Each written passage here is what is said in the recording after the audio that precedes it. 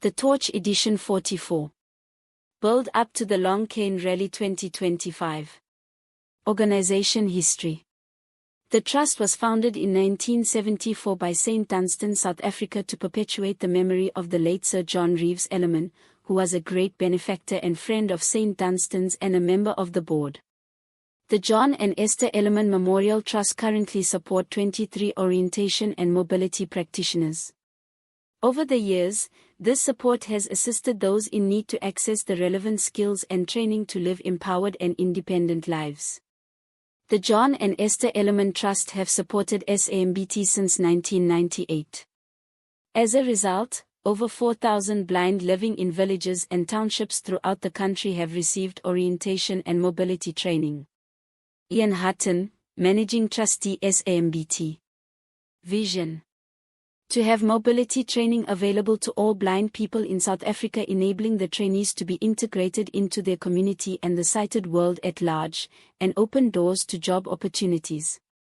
Mission: to assist organizations of and for the blind, which is based throughout the country, in both city and rural areas, to provide training which is adapted to suit the needs and locality of trainees. The assistance is in the form of a subsidy enabling organizations to employ orientation and mobility practitioners. So, what is orientation and mobility and why is it so important? Orientation and mobility, or O&M, is the skill that blind people require to be fully independent both at home and in terms of navigation and mobility. Orientation skills include skilling blind people to be independent and productive in the home. Skills could include preparing food and cooking, preparing hot beverages, cleaning, washing, and generally managing in the home. Mobility training allows the blind person to become confident to use a white cane as a tool to aid mobility and navigation. Regrettably, in South Africa, the vast majority of the blind and visually impaired never have the chance to be empowered by O&M due to the lack of qualified O&M instructors. The JEEMT Long Cane Rally. The JEEMT Long Cane Rally has been in existence since the 1970s. The event was inaugurated by the JEEMT, John and Esther Ellerman Trust. The Long Cane Rally is utilized as a vehicle to create awareness regarding blindness, and how the training of orientation and mobility and white cane skills can promote independence and freedom of movement. Various organizations for the blind in the Western Cape participate with great enthusiasm in this annual event. These organizations include Athlone School for the Blind, Pioneer School for the Blind, Innovation for the Blind, Cape Town Society for the Blind, HWMEM and Madrasa School for the Blind, Beacon Club and SA Guide Dogs, to name a few.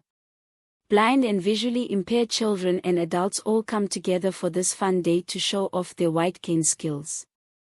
It is a day celebrating their skills and their independence. The 2025 event will be held in October 2025. Each year we have walked different routes to promote and increase public awareness. The participants all meet early in the morning on the day. Some have traveled from Worcester. The walk is a 3 kilometers walk which starts at 9 a.m. We have volunteers to assist on the day. Marshals along the route to ensure participants' safety and assistance to support the various organizations and assist with any help needed on the day. Everyone gets a t-shirt and a hot lunch to show our appreciation for their support and participation on the day. After the walk, everyone enjoys a lunch. Depending on sponsorship, there will be goodie bags and lucky draws. Sponsors are thanked and acknowledged for their generosity on the day. We have been on popular radio stations sharing our story and appeared in various newspapers. What are the 7 stages of adjustment to vision loss? The 7 stages of adjustment to vision loss closely mirror the stages of grief that people often describe for dealing with the loss of a loved one. Losing your vision can be a frightening experience that can stir up many emotions. Whether it occurs due to a sudden injury or a degenerative condition, it's normal to feel worried about how your life might change in the future. Dean and Naomi Tuttle described 7 stages of adjusting to vision loss in their 2004 book, Self-Esteem and Adjusting with Blindness, The Process of Responding to Life's Demands. The 7 stages they described closely mirror the 5 Kubler-Ross stages of grief that people often describe for dealing with the loss of a loved one. Read on to learn more about these 7 stages of adjusting to vision loss. Stage 1, Trauma. It's normal for someone to feel frightened and overwhelmed when they first realize that they may have lost their vision, especially if it's unexpected. They might have racing thoughts about how their life will be different in the future and feel extremely stressed or anxious. Caregivers during this period can offer support by listening to the person and supporting their physical and emotional needs.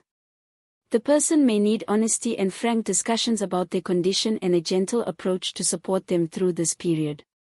Stage 2, Shock and Denial. During the second stage, many people become depersonalized or mentally numb to the situation since they may have trouble believing what's happening. They may be unable to fully process the changes to their vision and deny that it's real. People often avoid seeking medical attention right away since it can be easier to remain in a state of denial than it is to face the reality that their vision may change forever. Some people may also partake in activities that can be dangerous with vision loss, such as driving. Caregivers may support people in this stage by providing space, time to process, honest support. It's generally best to avoid being overly pushy during this stage to give the person the space they need to process what's happening. Many people in this stage don't feel ready to seek help. Stage 3, Mourning and Withdrawal. Once the initial shock wears off, many people withdraw from their usual activities and spend more time alone as they enter a period of mourning. Loss of vision may also make activities like driving difficult or impossible, which may further worsen their withdrawal and feelings of isolation. People in this stage may experience feelings of sadness, self-pity, bitterness, helplessness, frustration, despair. It's also normal for some people to have angry outbursts or to pull away emotionally. People in this stage may benefit from speaking with somebody who's been in a similar situation or taking part in activities they enjoy to try to take their mind off their vision loss. Stage 4, Succumbing and Depression. Stage 4 is characterized by succumbing to feelings of hopelessness and helplessness. The person may not want to do anything and may stop taking care of themselves. They might also experience depression, loneliness, boredom, hostility, anger, frustration.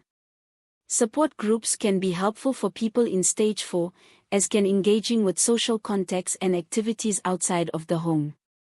The person might need listening, reassurance, and a realistic perspective from trusted sources. Stage 5, Reassessment and Reaffirmation. Stage 5 marks the turning point for regaining a more positive outlook. In this stage, people generally start believing that they can regain and control their lives.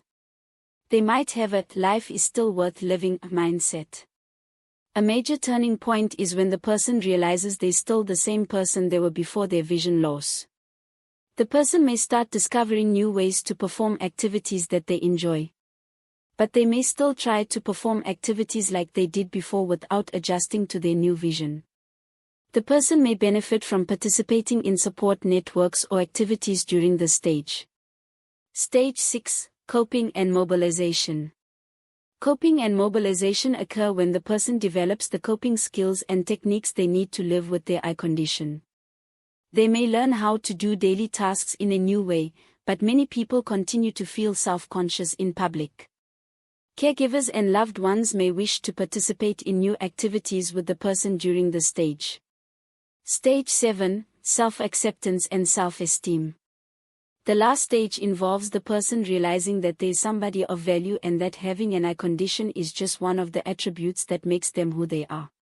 During this stage, many people feel ready to build new relationships or rebuild old ones. People in stage may 7 alternate between positive and negative emotions that come and go but overall experience emotional stability.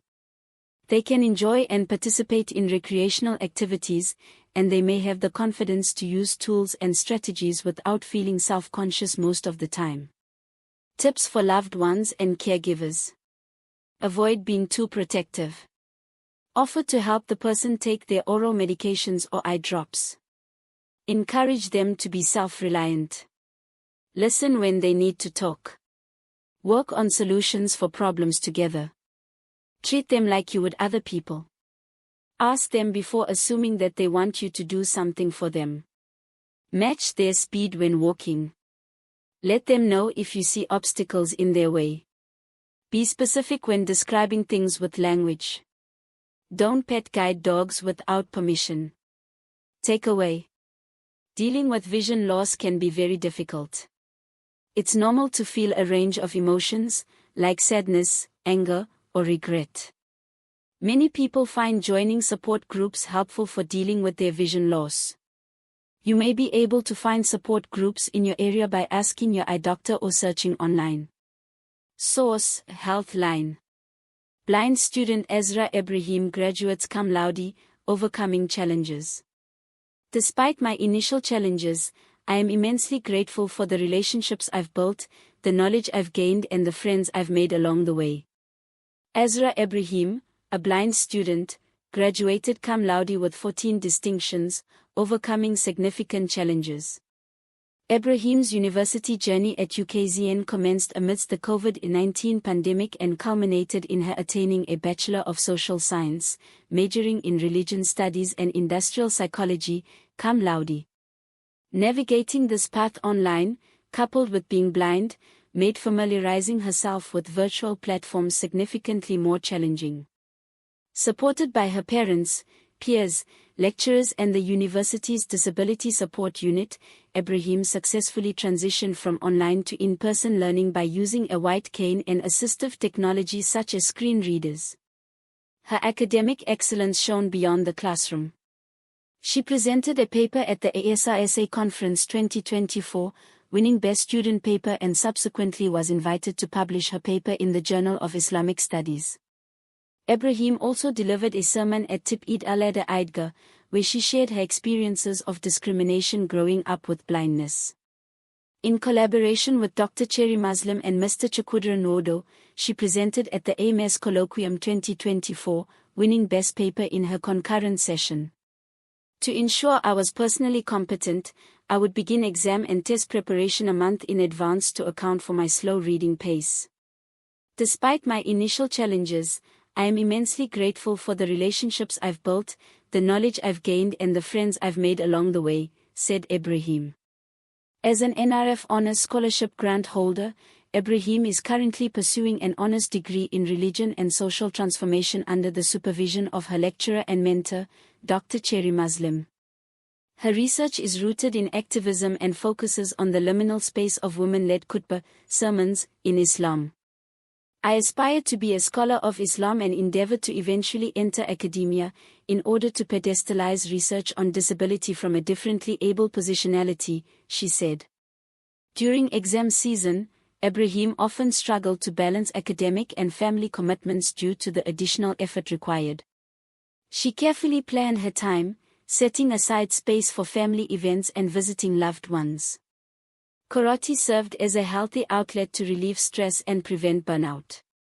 She credits her family, especially her parents, for reminding her to rest, eat, and protect her eyes from strain. Ebrahim offered this advice to students, especially those differently abled, wear your disability with a badge of pride.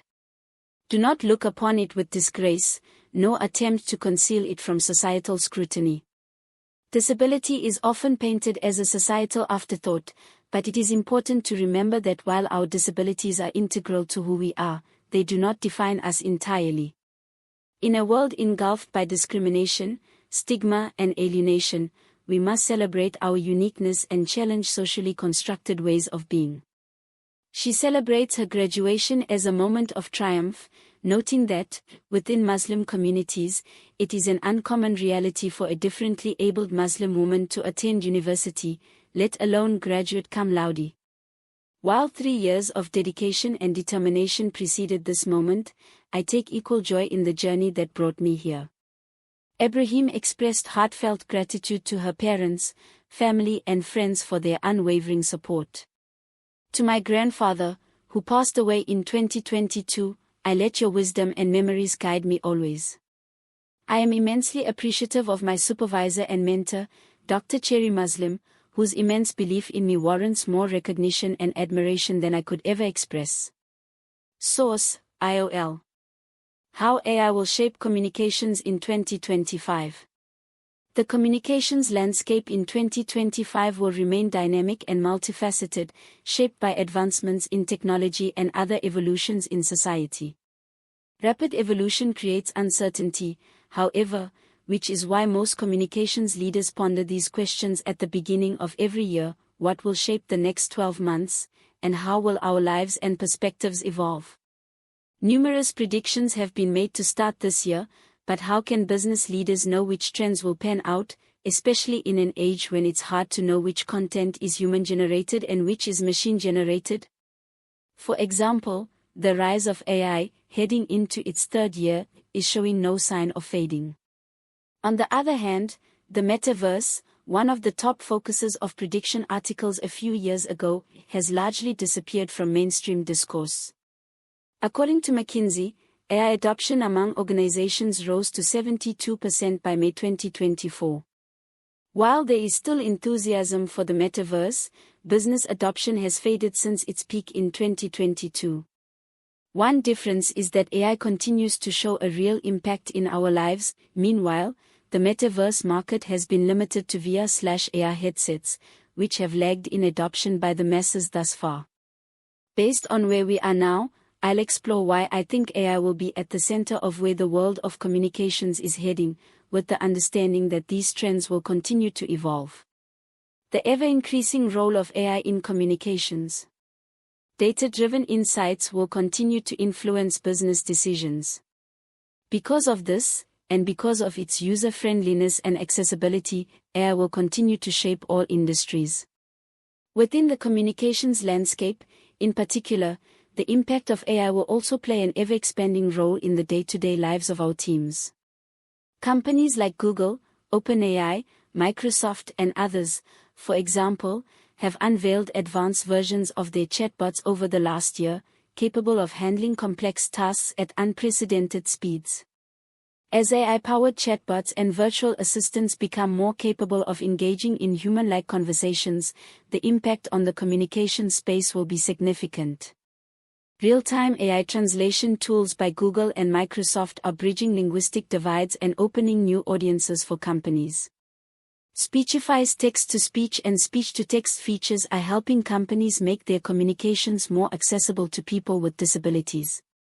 Likewise, emotional support chatbots like Replica and mental health support chatbots like Wobot are paving the way for empathetic and humanized communications with AI.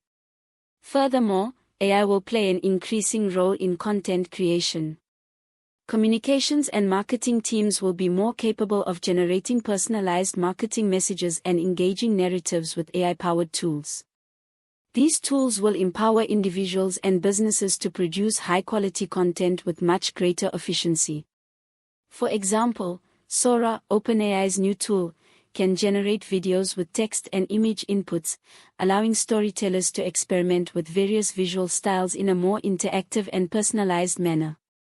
This democratizing technology will make high-quality video production accessible to communications teams at organizations of all sizes, empowering them to expand creative possibilities and captivate audiences with immersive experiences.